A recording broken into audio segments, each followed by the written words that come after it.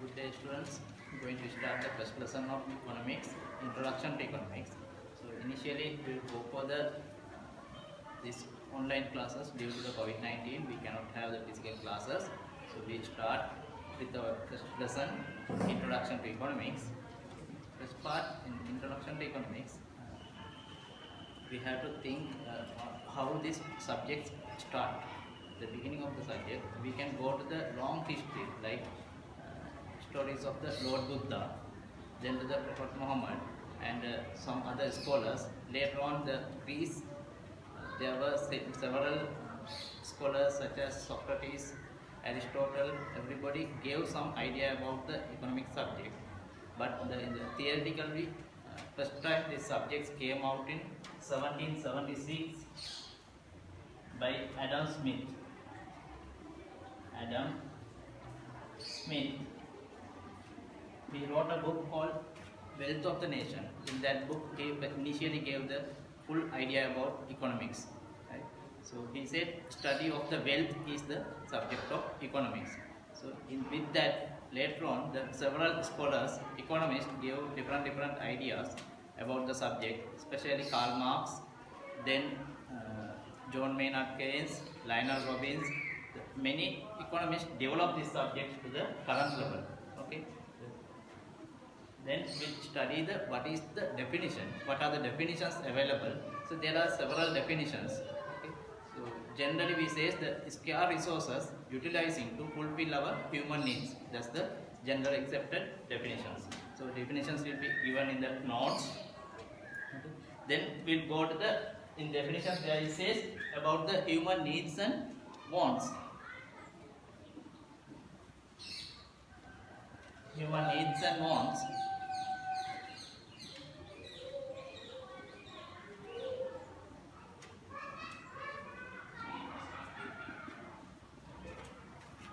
Needs are the basic requirements to fulfill our day-to-day life. For example, we say we are getting hunger, so we need food. So this is the first need for us, food. Then we say shelter and cloth. These are the basic three needs everybody having in our life. So whatever the methods to fulfill these needs are known as the wants. For example, for food, we can eat either rice. As we are Nigambu people, we know we can go to the Samihan and order kottu roti, or we can buy from the KFC, McDonald's, some tandoori chickens, or maybe burger. So these are the different ways to fulfill our this need. These ways are known as the wants. So that's the difference between human needs and wants. Human needs are basic requirements. How to fulfill those needs, we call it as wants. I hope you understood the difference between needs and wants. Needs are basic requirements. Wants are the method to fulfill these needs. This may be many, but this is only one. So we say needs are limited, wants are unlimited. This cannot be changed, but this can be changed according to the time to time. Maybe when your income increases, these methods can increase. But this is common. This is common for everybody. This can be changed. That is common for all these three: food, shelter, and clothes. Clothes also just we need dress. So it may be different. Maybe a trouser, maybe a sarong, or maybe some other methods. Okay. So this may be various types. All those are we call as wants. Then we want to explain about our subject again.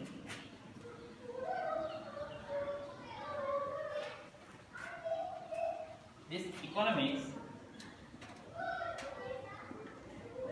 we say it's a social science. It's a social science.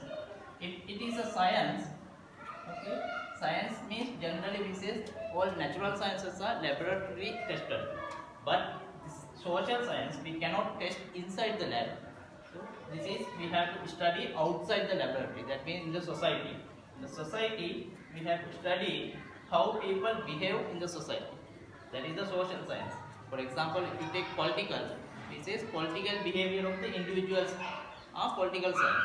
Similarly, we here study economic behavior of the individuals, how economically behave. Good example is, let's assume your mother going for the shopping to the market. When the vegetable price is less, she will buy more. If vegetable price is more, she will buy less quantities. So that is the economic behavior of your mother. So that is the subject we are studying here, economics. Those behaviors, right? So that behavior is called as economics. So economics in the society, how economic behavior of the individuals are considered. Then next part in our subject is micro versus macro.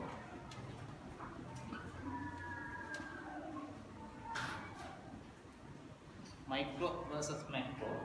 Micro means, as you know, the subject the word meaning is small. Yes, here also same. We are study the one individual behavior.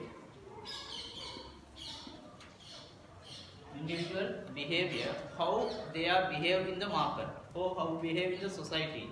One firm or one individual, one price, those changes or increase or decrease, those areas if you study, then that is known as micro.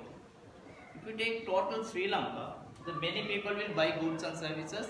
If you consider everything together, this we call as aggregate. So at that time we call it as macro concept. If you study about one price, that is micro. If you study about all the goods and services in the country, then it is macro.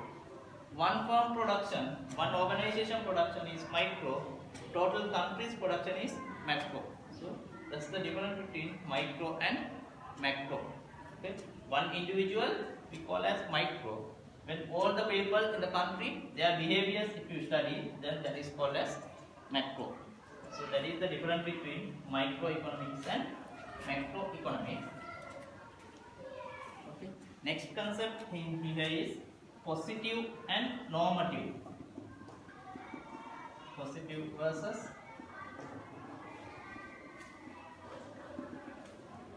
normative economics. Positive means we are taking the real fact, how this economy is there. So we can say price of the rice is 120 rupees. This is real fact. Right? Sugar price is 140 rupees. This is real fact. So if you study such a things, okay, or you can say last year our economic growth is 3%. Okay?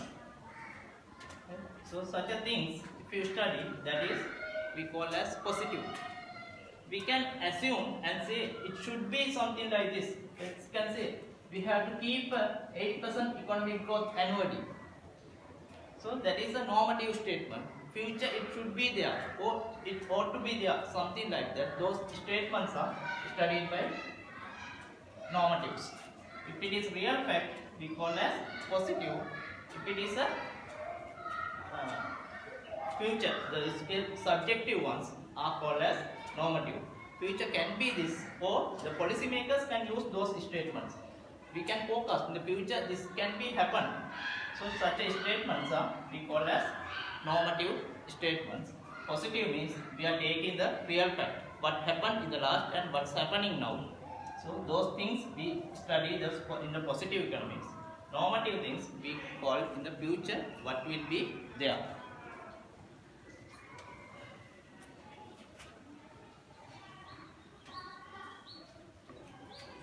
So previously we studied needs and wants. In the needs and wants, when we fulfill, we have to use goods and services.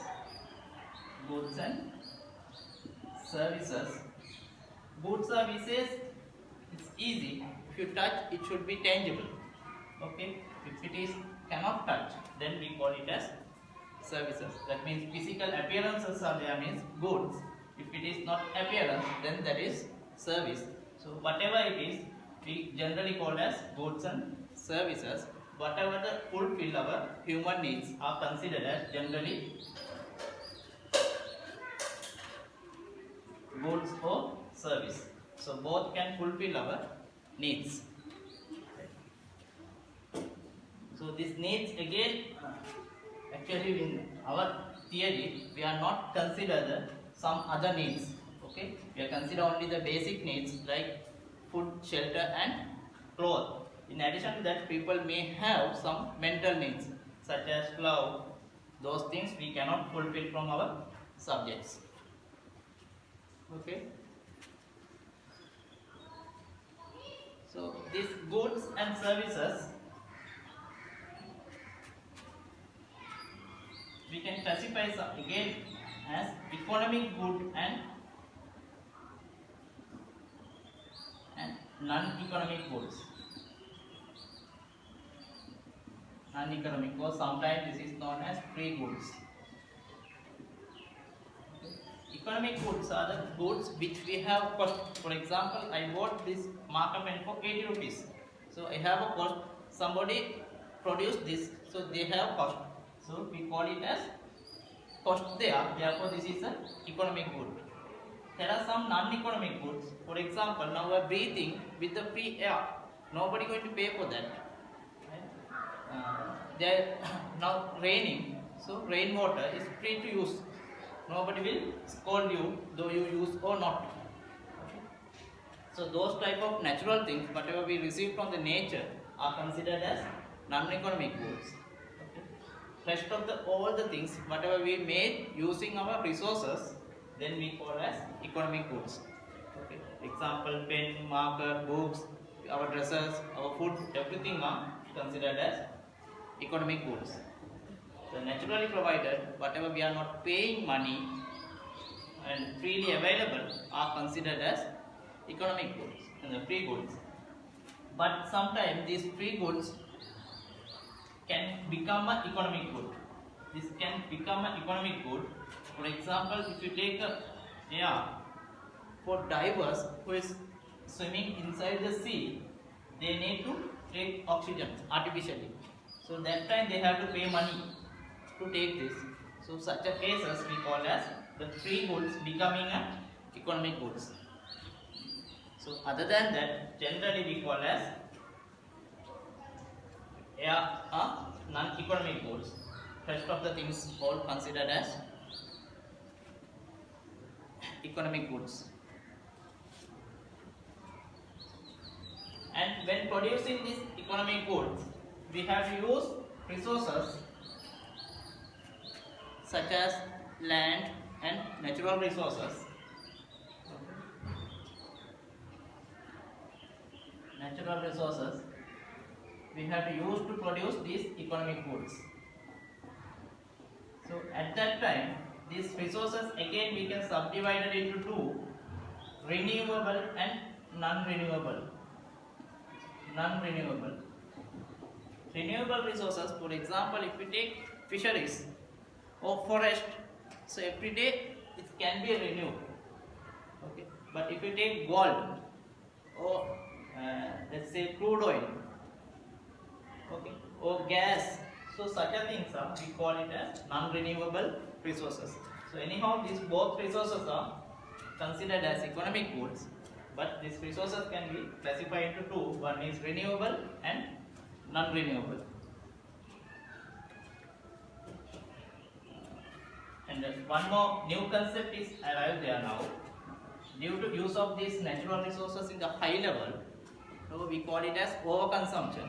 So due to overconsumption of these natural resources, now world facing some problems such as ice melting, increase in the sea level, okay, global warming, problems with the ozone layer. So such outcomes are there. So those are the negative sides of utilization of these resources in the high level. So all the economies must reduce to use this overconsumption of natural resources to minimize the other problems. So that's all for the lesson today.